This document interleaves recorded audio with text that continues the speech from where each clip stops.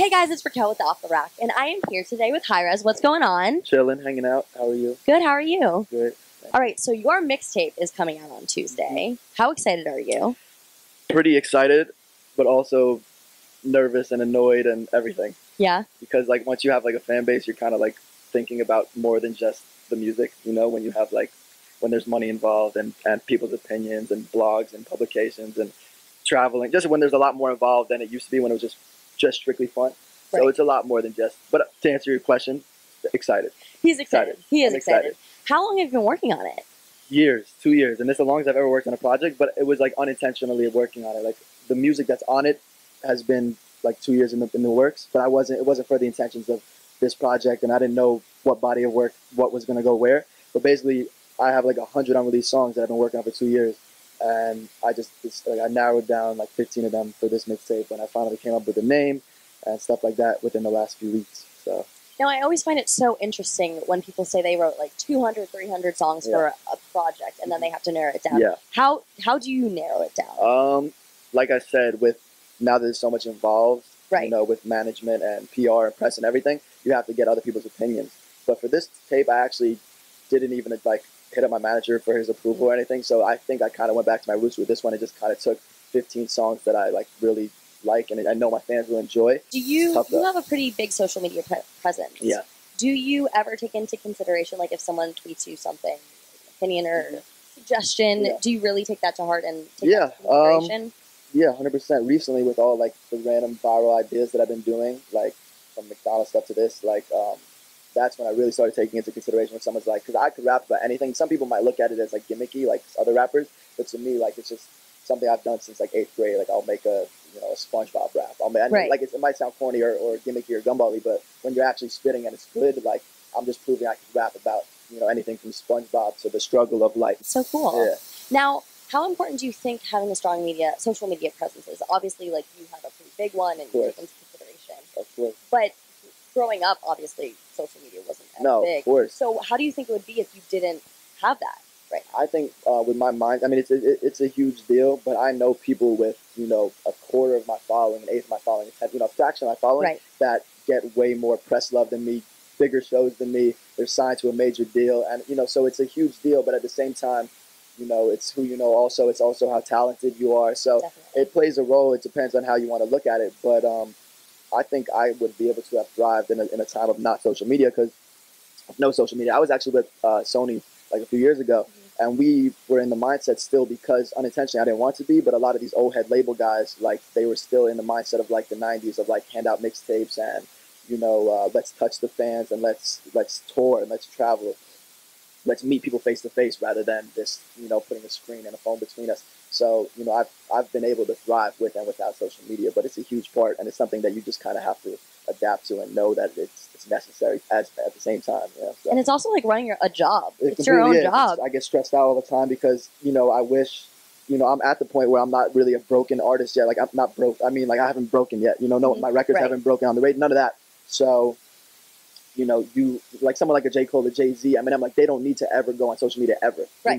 They have someone running it for them, but I'm at the point where if I don't go on for another 2 months, people are like, did he die? Like, where are you? You know what I mean? Where'd you go, into hiding? So I would love to be as rare as a lot of these other artists, which I'm working on branding and going back and just kind of rebranding everything to the point where, it's not so expected for me to give you a free song once a week or go on social media and tweet every day. Like, so you could be aware, okay, he's probably hiding out working rather than he fell off or rather than he died. Anyone else's. Right.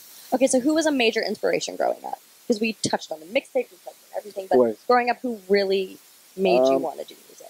I grew up like, whether it was right or wrong. Like I feel like Eminem had this song called White America, and this is not that song's not the inspiration, but I feel like, whether it's right or wrong, I am like a product of that, what he's talking about. Like I genuinely grew up, and like that's why it's so scary to know that these rappers really are role models when they say I'm not a role model, I want to be you, you take on that role. So what I'm saying is when I grew up listening to gangster rap, like I was a wigger, as people would call me. I wanted to do gangster shit when I was fucking 6, 7, 8 years old. I listened to Eminem, I listened to Jay-Z, I listened to KRS-One, Nas, Wu-Tang, Cypress Hill. Like I listened to shit that a suburban white kid, probably their parents probably not be proud of them listening to. Eminem says, and he says the do-rags and the earrings and the, sagging pants. Like I've grown out of that, but that's who I was. So point being, So point being, you know, I listened to gangster hip hop, I listened to conscious hip hop, I listened to like real golden era '90s stuff like growing up because I have an older brother who's 30 years old, so he kind of fed that into my ears, like whether I wanted to or not. There, aside from music, you know, people like my dad, my brothers, you know, the people who made fun of me for looking how I looked, right? You know, because I was stronger back then, like mentally, and I don't mean like as far as music goes, like I was more confident myself when I didn't have a fan base and when I didn't have opinions and when I didn't I probably was I know it wasn't even amazing, you know, but I never thought to even a percentage that I was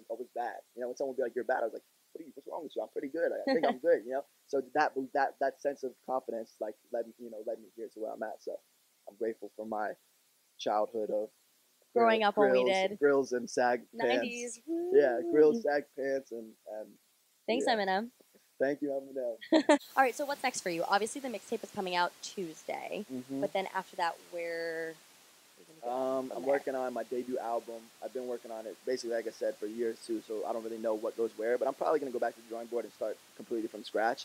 One or two of the songs that I've made over the years might make it on there, but I've never sold a full body of work. Like I've sold singles and I've sold like 2 or 3 like little EPs and stuff like that, but I've never sold like a full length body of work before, like Target and Walmart and Best Buy and all that stuff. So I'm super excited to get back to work on that. I'm definitely gonna be touring internationally, like globally, like Europe. UK, Canada. I've already done like 4 or 5 national tours, but I've never been international. I have like a huge fan base in Germany. I have a huge fan base in UK, like England, France too. That's cool. Yeah, Germany is gonna be cool. I know when I posted like and Australia, like you see the people like I'll like the highest ones, just so they'll be at the top, and you'll see all like 30, 50, 40, 50, even 100 people commenting. I'm from Australia too. I'm from I'm from England too, and more so even than like I feel like I could do better in Germany than I can in like New York or something. You wanna? What, rap? Yeah. Yeah, I'll rap. I'll do it. I mean, I don't know how loud and crazy I could be, but I'll just kind of talk like this. All right. All right, cool. Go.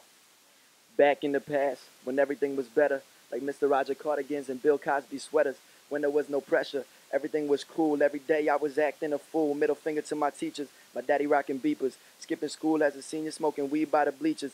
Bitches on my woody ever since I started buzzing. They give me Mr. Potato Head until I started nutting. Before Instagram models were even a thing. Cash ruled everything around me. Cream get the money, it's always sunny like Danny DeVito. I'm Dan Marino, mixed with the great Bambino and Al Pacino in a Ford Taurus. With Squints Paladoris trying to fuck Wendy Peppercorn and touching her clitoris. Word to Forrest Gump, shit, shout out to Chuck Norris.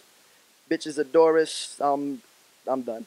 And the mixtape comes out Tuesday. Mixtape Tuesday, Never Say Die. Goonies, you already know. Living life. Yeah, Thanks for watching, guys. Be sure to subscribe. All things Off the Racq, Twitter Off the Racq, Instagram Raquel Goldie, and go ahead, plug in all your social media. Hi Rez, HIREZ. You could type that in everywhere. Google, YouTube, Twitter, all that. Instagram. Hi Rez the Rapper. Thanks for watching, guys. Bye.